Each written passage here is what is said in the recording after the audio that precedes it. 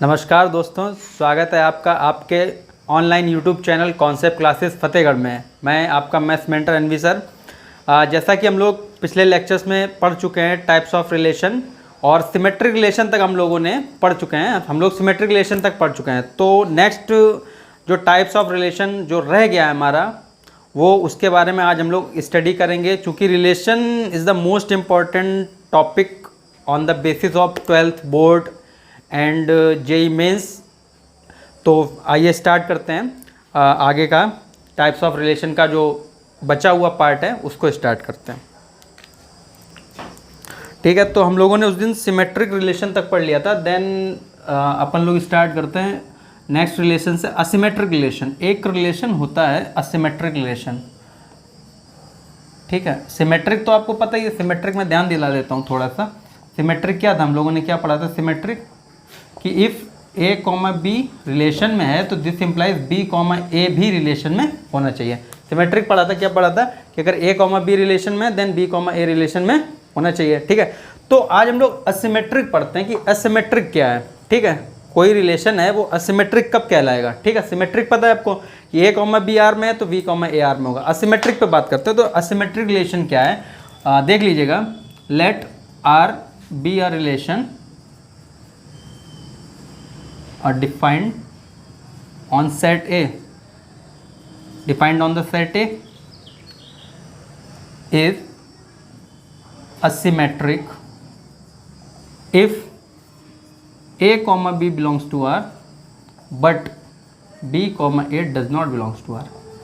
अगर सिमेट्रिक क्या है कि अगर A कॉमा बी आर में बिलोंग कर रहा है तो B कॉमा ए आर में बिलोंग होना चाहिए। ठीक है, लेकिन असिमेट्रिक में क्या है कि अगर A कॉमा बी बिलोंग कर रहा है आर में तो जरूरी नहीं है कि अगर बी कॉमा ए आर में बिलोंग नहीं करेगा then it is called asymmetric relation. समझ में आ रहा है ना। तो असिमेट्रिक कब बोलेंगे, जब वहीं से असिमेट्रिक कब बोलेंगे, जब अगर ए कॉमा बी आर में है बट उसका जो कंपोनेंट कौन सा वाला, बी कॉमा ए वाला, जो सिमेट्रिक में आर में लाई करता था बट इसमें असिमेट्रिक में आर में लाई नहीं करेगा। ठीक है, स्टार्ट करते हैं। एक एग्जांपल ले लेते हैं आपके लिए। जैसे अपन लोग जो है 1 2 3 4, जैसे मैंने एक सेट ले लिया ए, है ना, और एक रिलेशन डिफाइन करेंगे over A. R is defined on the set A, और कैसे डिफाइंड है, R is defined on such defined on set A such that A comma B belongs to R, this implies A less than B. ठीक है, ए less than B, ये पूरा आपका example मैंने ले लिया है कि अगर कोई सेट ए है, 4 कंपोनेंट हैं, एलिमेंट हैं 1 2 3 4, आर जो है over the set A define किया गया, आर को सेट ए पे डिफाइन किया गया। समझ में आ रहा होगा।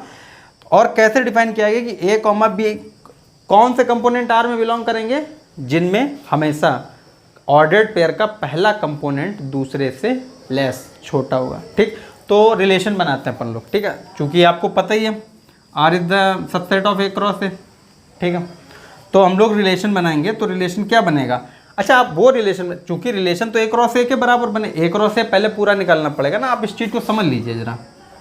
ए क्रॉस ए जब अपन लोग निकालेंगे 1 2 3 4 का 1 2 3 4 के साथ करेंगे। ठीक है, तो ज़रा बताइए 1 कॉमा 1 1 कॉमा 2 1 कॉमा 3 1 कॉमा 4 सबसे, है ना, ये नहीं आएगा क्योंकि ए लेस देन बी है, ए ये बी ये, ए लेस देन बी, ए लेस देन बी, ये तीनों आएंगे। पहले अपन लोग ये लिख लेते हैं 1 2 1 3 1 4। ठीक है, अच्छा 2 सॉरी उसी में आगे चलेगा फिर 2 कॉमा 1 2 कॉमा 2 2 कॉमा 3 और 2 कॉमा 4, ये नहीं आएगा क्योंकि यहाँ पे ये वाला कंपोनेंट ग्रेटर हो गया, इस रिलेशन को फॉलो नहीं करेगा। ये भी नहीं आएगा, इसके इसी के जैसा है ना, 2 ए नॉट इक्वल टू बी, है ना, ये आएगा क्योंकि ए छोटा है। तो 2 कॉमा 3 भी आ गया आपका रिलेशन में और 2 कॉमा 4 भी आ गया। नेक्स्ट आगे बढ़ते हैं। तो फिर उसी तरीके से 3 1 3 2 और 3 3 तक तो नहीं आएगा क्योंकि ये बड़ा ये बड़ा ये बराबर है, और 3 कॉमा 4 है ना, तो 3 कॉमा 4 आ गया आपका। ठीक, अब आप जब आप 4 का करेंगे ना, मतलब 4 कॉमा 1 4 कॉमा 2 4 कॉमा 3 4 कॉमा 4, चारों में से कोई फॉलो नहीं करेगा। ये बड़ा है बड़ा है बड़ा है कंपोनेंट और ये बराबर। ठीक, बस इतना।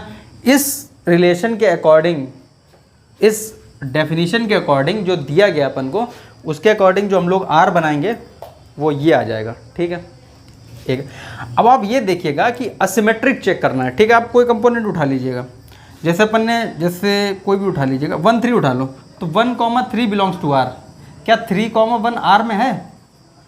3,1 तो नहीं है आर में, नहीं है ना, तो इस डेफिनेशन को फॉलो कर रहा है। A comma B belongs to R but B comma A does not belongs to R. कोई भी कंपोनेंट उठा लीजिए, 2,3 उठाया आपने, 2 कॉमा आर में है, क्या 3,2 है? नहीं है ना। अगर 3,2 आर में होगा तो देन इट इज़ ये होना चाहिए था ना 3,2 के लिए, तब फिर 2,3 नहीं होता। तो फिर इस तरीके से ये रिलेशन आपका असिमेट्रिक है। समझ में आ गया होगा कि अगर कोई एक ऑर्डर्ड पेयर ऐसा है ए कॉमा बी आर में है but B comma A R में नहीं है, then it is called asymmetric. ठीक है, नेक्स्ट स्टार्ट करते हैं एंटी सिमेट्रिक। एक नया रिलेशन स्टार्ट करते हैं अपन लोग, एंटी सिमेट्रिक, है ना। एंटी सिमेट्रिक देखिएगा, एक रिलेशन अपना वो असिमेट्रिक था और एक एंटी सिमेट्रिक है। Anti symmetric relation, anti symmetric relation क्या होता है समझ लीजिए, मैं लिख देता हूँ फिर उसके बाद अपन लोग लिखते हैं। A relation R on the set A is called antisymmetric if कोई रिलेशन आर है किसी सेट ए पे डिफाइंड है और वो एंटी सिमेट्रिक कहलाएगा। कब? If and only if A comma B belongs to R, B comma A belongs to R. ये तो सिमेट्रिक की कंडीशन है, लेकिन एंटी सिमेट्रिक कब होगा? अगर ए कॉमा आर में बिलोंग कर रहा है, बी कॉमा आर में बिलोंग कर रहा है, तो this implies A comma if and only this implies A comma B, A बराबर बी होना चाहिए, तभी होगा एंटी सिमेट्रिक। मतलब कोई रिलेशन आर जो है सेट ए पे डिफाइंड है और एंटी सिमेट्रिक कहलाएगा अगर ए कॉमा बी आर में है, बी कॉमा ए आर में, तो फिर this implies A comma B हमेशा होना चाहिए, then it is called antisymmetric. Examples करते हैं अपन लोग तो समझ में आ जाएगा। ठीक है, अगर मान लो एग्जाम्पल लेते हैं, ठीक है, जैसे मान लो कि अपन ने ए बराबर ले लिया, ठीक है, या थोड़ा सा ऐसे हम लोग लिख लेते हैं। ठीक है, जैसे हम लोगों ने एक R1 बनाया, ठीक है, एक R1 बनाया और हम लोगों ने क्या किया 1,1 2,2 3,3 चेक करना है क्या ये एंटी सिमेट्रिक है कि नहीं है। सही है। अच्छा भाई, एंटी सिमेट्रिक के लिए क्या होना चाहिए? ए कॉमा बी आर में होना चाहिए। कोई एक ऑर्डर पेन ले लो, अब 1,1 उठा लेते हैं अपन लोग। ए कॉमा बी आर में है, मैंने लास्ट लेक्चर में बताया था कि अगर reflexive relation is also symmetric, तो ये रिफ्लेक्सिव है, सिमेट्रिक है, मतलब ए कॉमा बी भी आर में होगा। क्योंकि इसको मैंने उस दिन डिस्क्राइब कर दिया था, डिफाइन किया था अच्छे से कि अगर हम इस वन को मान लो कि जो है A1 पोजीशन का मान लें, इसको A2 पोजीशन का, तो अगर हम इनको पलट के लिखेंगे तो A2 A1 लिख लेंगे, लेकिन ये चीज़ तो सेम है ना मेरे लिए, इसमें तो ऐसा तो है नहीं, वो तो मैंने अपनी सुविधा के लिए लिखा ना। तो इसका मतलब ए कॉमा बी आर में है और बी कॉमा ए भी आर में है। अगर ए कॉमा बी आर में है तो बी कॉमा ए आर में, तो दिस इंप्लाइज 1 बराबर 1 तो हो गया ना, ए बराबर बी। मतलब कहने का है कि 1,1 R1 में है, ये मैंने रिलेशन लिया, ये 1 मैंने उठा के इधर कर दिया, ये 1 सेम पिक्चर दिख रही है ना आपको, ये सॉरी ये भी R1 में है ये भी R1 में, ये भी R1 में, तो क्या ए बराबर बी है? 1 बराबर 1, yes it is it is anti symmetric relation, it is anti symmetric. Next एक एग्जांपल और करते हैं अपन लोग। जैसे मान लो हम लोगों ने लिख दिया R2 लिख लिया, अब R2 ले लेना हम लोग 1,1 1,2 2,1 और 2,3। ठीक है, सही है, स्टार्ट करते हैं सर। ज़रा इस रिलेशन को देखिए अच्छे से। अब हमको ये बताना है कि क्या ये R2 जो है ना, ये एंटी सिमेट्रिक है, सभी के लिए होना चाहिए। कोई ऑर्डर पेयर उठाइएगा जैसे 1,2 ले लिया मैंने, 1,2 R2 में है, 1,2 R2 में, ठीक है, तो A कॉमा बी R में है तो B कॉमा ए आना चाहिए। तो क्या 2,1 R2 में है? बिल्कुल सर है। 1,2 भी है, 1,2 भी है, तो फिर क्या होना चाहिए कि तब A बराबर B होना चाहिए उसके लिए। तो ये A है और ये आपका B है, तो क्या 1 बराबर 2 है क्या? नहीं है ना। तो 1 इज क्या 1 कभी 2 तो बराबर 1 कभी जो है 2 के बराबर हो सकता है? नहीं हो सकता, then it is not antisymmetric. ठीक है, ये वाला आपका एंटी सिमेट्रिक है और ये वाला एंटी सिमेट्रिक नहीं है, बिकॉज ऑफ 1 कभी भी 2 के बराबर 1 जो है ना नेवर इक्वल टू 2, 1 कभी 2 के बराबर नहीं होगा। और डेफिनेशन हमारी क्या कहती है कि अगर ए कॉमा बी आर में है, बी कॉमा ए आर में, तो ए बराबर बी आना चाहिए। 1,2 R2 में है, 2,1 R2 में, तो 1 बराबर 2 होना चाहिए था एंटी सिमेट्रिक के लिए। लेकिन क्या आप कभी कह सकते हैं ना 1 2 के बराबर है, नहीं कह सकते ना, then it is not antisymmetric. ठीक है, नेक्स्ट स्टार्ट करते हैं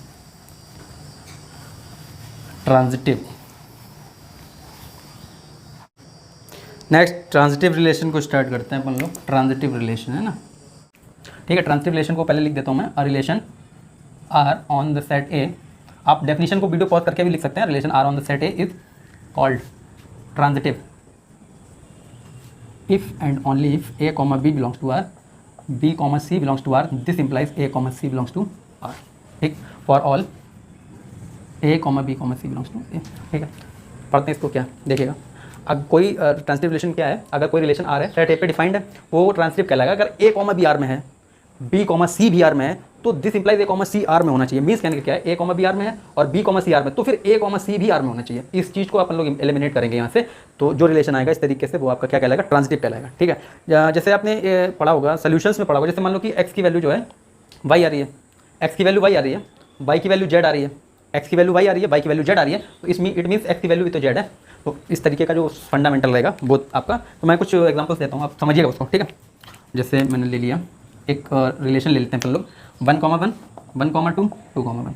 देखिएगा, उठाइएगा, ए कॉमा बी, बी कॉमा सी, ये आपको सेपरेट वाले पहले लेना है। ठीक है, जैसे 1 कॉमा 2 लेते हैं अपन लोग, 1 कॉमा 2 R1 में है।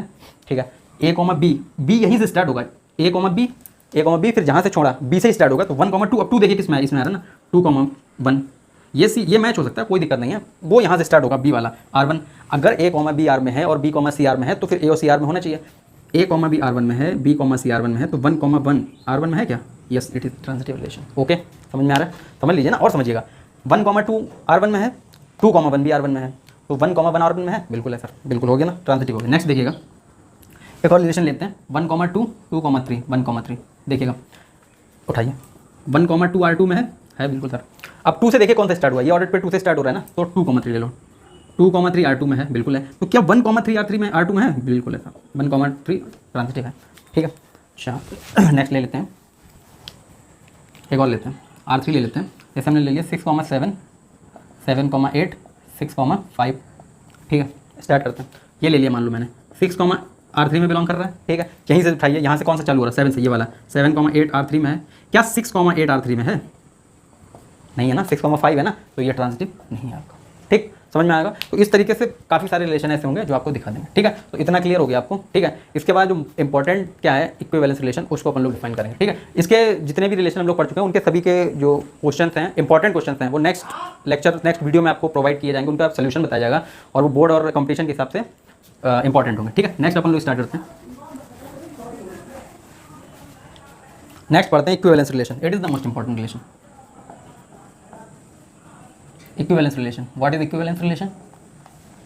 अच्छा, इसको जोड़िएगा, कैसे जोड़ेंगे कि इक्विवेलेंस रिलेशन क्या है कि आप रिफ्लेक्सिव पढ़ चुके हैं, फर्स्ट लेक्चर में आपने, सॉरी सेकंड लेक्चर में आपने पढ़ा रिफ्लेक्सिव, सबसे स्टार्टिंग में। उसके बाद आपने सिमेट्रिक पढ़ा, आज मैंने आपको ट्रांजिटिव पढ़ाया। तो इक्विवेलेंस रिलेशन क्या है? Relation on a set A is equivalence if it is reflexive, symmetric and transitive. अगर कोई रिलेशन रिफ्लेक्सिव भी है, सिमेट्रिक भी है और ट्रांजिटिव भी है, then it is always equivalence relation. ठीक है, अगर कोई रिलेशन जो है सिमेट्रिक है, रिफ्लेक्सिव है और ट्रांजिटिव है, तो हमेशा इक्विवेलेंस रिलेशन होगा ही होगा। ठीक है, तो मैं लिख रहा हूँ, आप वीडियो को पॉज करके लिख सकते हैं।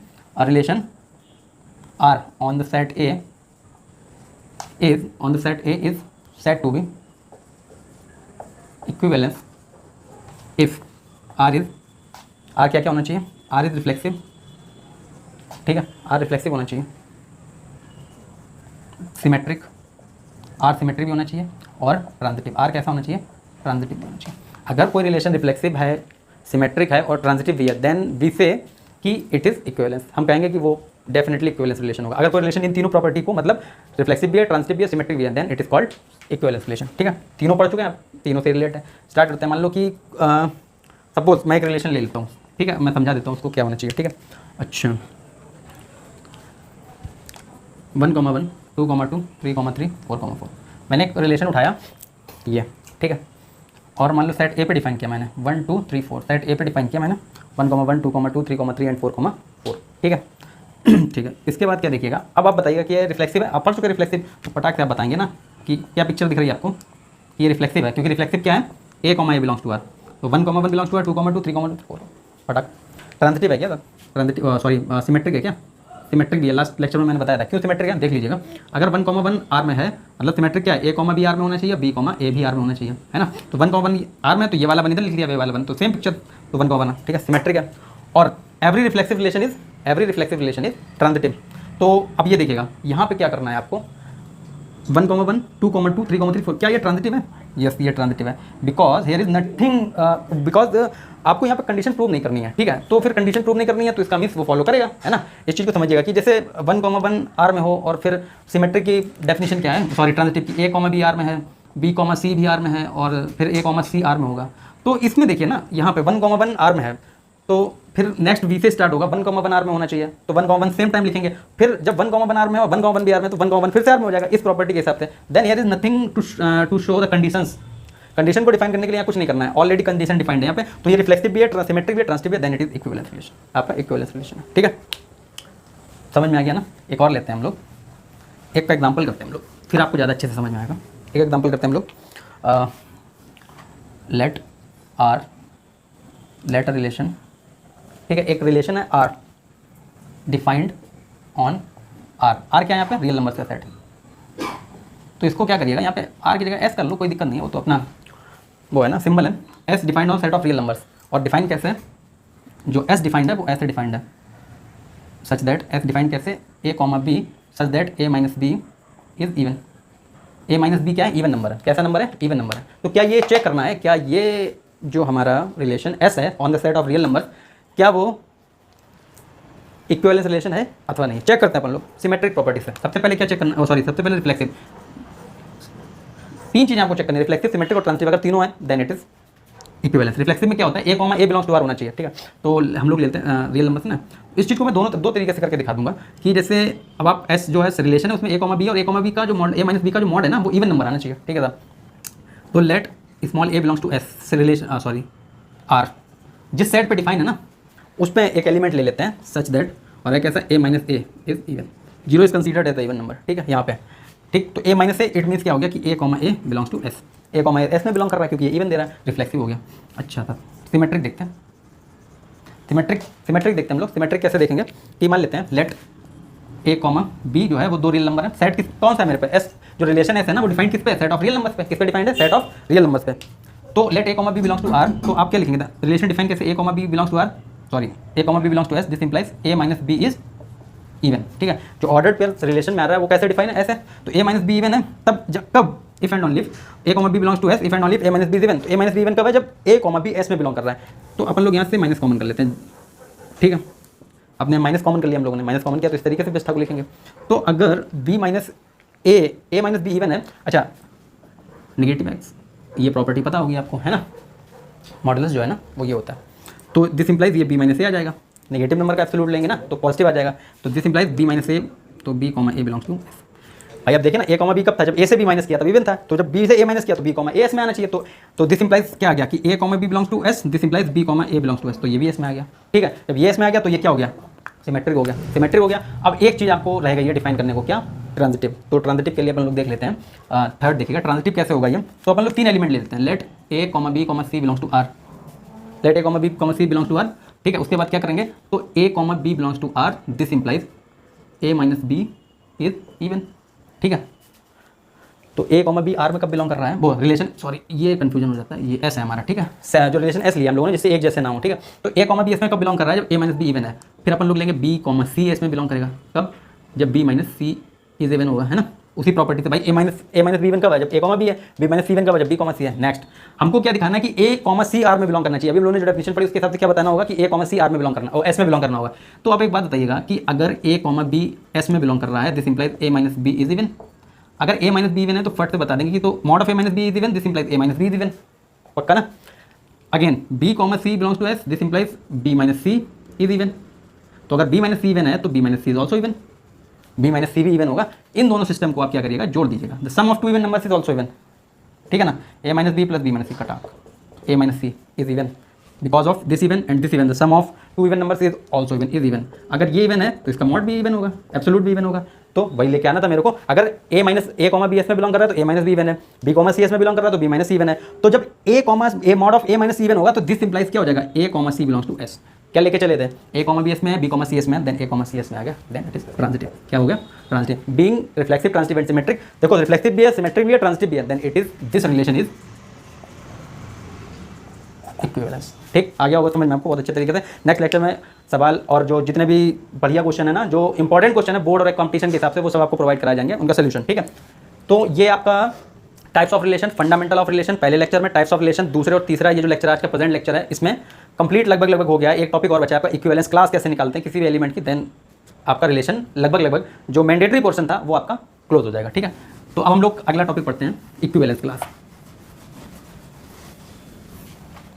ठीक है, स्टार्ट करते हैं हम लोग इक्विवेलेंस क्लास। जैसे आप इक्विवेलेंस रिलेशन आप पढ़ चुके हैं, लास्ट टॉपिक इक्विवेलेंस क्लास। और आप ज़्यादा से ज़्यादा वीडियो को शेयर करिए। अगर आप नए हैं हमारे चैनल पे तो सीधा सा पता ही आपको क्या करना है, सब्सक्राइब करना है, लाइक करना है और वीडियो को ज़्यादा से ज़्यादा शेयर करना है, जिससे ज़्यादा से ज़्यादा लोगों को इस चीज़ का प्रॉफिट मिल सके। बिकॉज ऑफ ये सभी टॉपिक्स जो मैं आगे सब लेक्चर्स में आएंगे ना, वो सब इंपॉर्टेंट है जेई के हिसाब से, 12th बोर्ड के हिसाब से। ठीक है, तो आप वीडियो को ज़्यादा से ज़्यादा शेयर करिएगा, कमेंट करिएगा, लाइक करिएगा और अगर आप चैनल पे हमारे नए हैं देन सब्सक्राइब करिएगा। ठीक है, तो स्टार्ट करते हैं इक्विवेलेंस क्लास को। तो इक्विवेलेंस क्लास क्या है, जैसे रिलेशन पढ़ लिया मैंने, देखते हैं if R is equivalence relation on the set X. मान लो कि सेट एक्स पे आर क्या है, आर इक्विवेलेंस रिलेशन है, मतलब आर अगर इक्विवेलेंस है, अगर आर इक्विवेलेंस है तो then it is reflexive, symmetric and transitive. ठीक है, पता ही आपको तीनों, अगर आर इक्विवेलेंस है तो सिमेट्रिक भी होगा, रिफ्लेक्सिव भी होगा, ट्रांजिटिव भी होगा। तो फिर इक्विवेलेंस क्लास क्या है, then R is equivalence relation of set X, then equivalence class of कोई एलिमेंट होगा उसकी इक्विवेलेंस क्लास निकाली जाएगी, सो जो एक्स का एलिमेंट होगा, then the equivalence class of A belongs to X is defined as, कैसे होगा, ये इक्विवेलेंस क्लास है ना, स्मॉल एक्स मान लो इसकी वैल्यू स्मॉल एक्स आ रही है। ठीक है, such that A equivalent to X. ये डेफिनेशन, वीडियो को पॉज करिएगा और डेफिनेशन को लिखिएगा, बहुत इंपॉर्टेंट है कि अगर कोई एलिमेंट ए है सेट एक्स का, तो उसका अगर हम लोग जो इक्विवेलेंस क्लास निकालेंगे तो उसकी इक्विवेलेंस क्लास कोई एलिमेंट होगा जिससे वो टच होगा, जिससे वो कनेक्टेड होगा, है ना, तो वो एक्स है मान लिया और कहता है कि ए इक्विवेलेंट एक्स है, इक्विवेलेंट एक्स बोला जाएगा ना इसको, और because of R equivalence relation इसलिए ए को इक्विवेलेंट बोला जाएगा एक्स के। अगर ऐसा है देन आप जो है बता सकते हैं कि ये। ठीक है, अब देखिएगा मैं कोई एक आपको एग्जाम्पल बताऊंगा तो जिससे आपको और क्लियर हो जाएगा। ठीक है, स्टार्ट करते हैं। जैसे मान लो कि मैं एक साइड ले लेता हूँ, 1 2 3 4, सही है। ठीक है, एक साइड ले लिया और मैंने एक रिलेशन डिफाइन कर दिया इस पर, 1,1 1,2 2,3 और 2,4 और 3,2, सही है। मैंने एक रिलेशन इस पर डिफाइन कर दिया। अब आपको पूछा गया है equivalence class of 2, class element जो 2 है ना उसका इक्विवेलेंस क्लास बताना है इस रिलेशन में।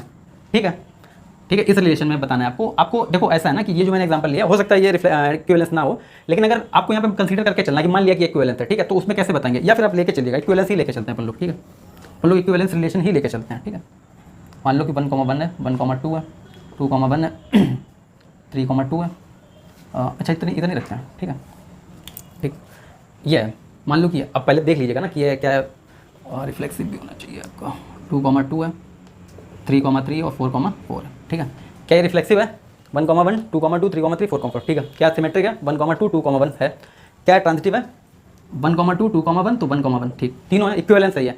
तो इक्विवेलेंस क्लास ऑफ 1 देखते हैं, मेरे को इक्विवेलेंस क्लास ऑफ 1 देखनी है। 1 की इक्विवेलेंस क्लास कितनी है, तो 1 जिन जिन एलिमेंट से रिलेट है वो इक्विवेलेंस क्लास हो जाएंगी 1 की।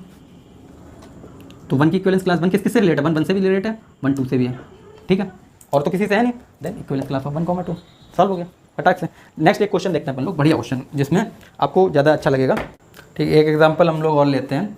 हम लोग एक सेट डिफाइन करते हैं जहाँ पे 2 3 4 से लेके 18 तक एलिमेंट है मेरे पास, और एक रिलेशन डिफाइन करते हैं, R is defined over A such that, over A cross A ordered pair पे है ना, relation C comma D if and only if A D बराबर बी सी। इस चीज़ को समझिएगा कि अभी तक हम लोग जो रिलेशन डिफाइन करते थे वो एक सेट पे करते थे, किसी सेट पे हम लोगों ने रिलेशन डिफाइन कर लिया, आर को ए पे डिफाइन कर लिया। तो ए पे डिफाइन करोगे तो क्या होगा कि केवल एक सेट, केवल एक एलिमेंट, जैसे मान लो हमने कहा कि आर इज डिफाइंड ऑन ए, तो इसका मतलब है जैसे 1 2 से जुड़ा होगा, केवल मतलब 1 2 से जुड़ा है तो 1,2, लेकिन यहाँ पे ए क्रॉस ए पे डिफाइंड है तो मतलब ऑर्डर्ड पेयर से जुड़ा होगा। इस चीज़ को समझिएगा। और फिर तो ये आपका डिफाइन हो गया ए, ये R over A cross A comma b equivalent c comma D if and only if A D बराबर B c, relation define. Find the equivalence class of 3,2, 3,2 की इक्विवेलेंस क्लास निकालनी है। तो मान लेते हैं कि 3,2 की इक्विवेलेंस क्लास जो है वो एक्स ऑर्डर्ड पेयर ही आएगी, क्योंकि ऑर्डर्ड पेयर की equivalence class ordered pair related to ordered pair. ठीक है, तो मान लेते हैं एक्स कॉमा वाई आएगी, तो 3,2 equivalent x comma y. Relation कैसे डिफाइन है, a into d 3y, b into c 2x, then x y. तो कितने रिलेशन में ऑर्डर्ड पेयर ऐसे होंगे जिनका रेशियो फर्स्ट और सेकंड एलिमेंट का 3/2 आएगा, बस वो जो आ जाएगा वही आपका इक्विवेलेंस क्लास आ जाएगी 3,2 की। तो लिखिएगा क्या आ जाएगा, एक तो 3,2 आ जाएगा क्योंकि 3,2 से भी जुड़ सकता है, क्यों, क्योंकि रिफ्लेक्सिव है, रिफ्लेक्सिव में वही एलिमेंट खुद से ही जुड़ा होगा। अच्छा 6,4 आप देख लीजिए, 6,4 इक्विवेलेंट टू, ठीक है ना, 9,6 3 3 जा 9 3,2 रेशियो आ रहा है ना। फिर क्या आएगा 12,8, हाँ भाई 12,8 4 3 जा 12 4 2 जा 8, समझ में आ रहा।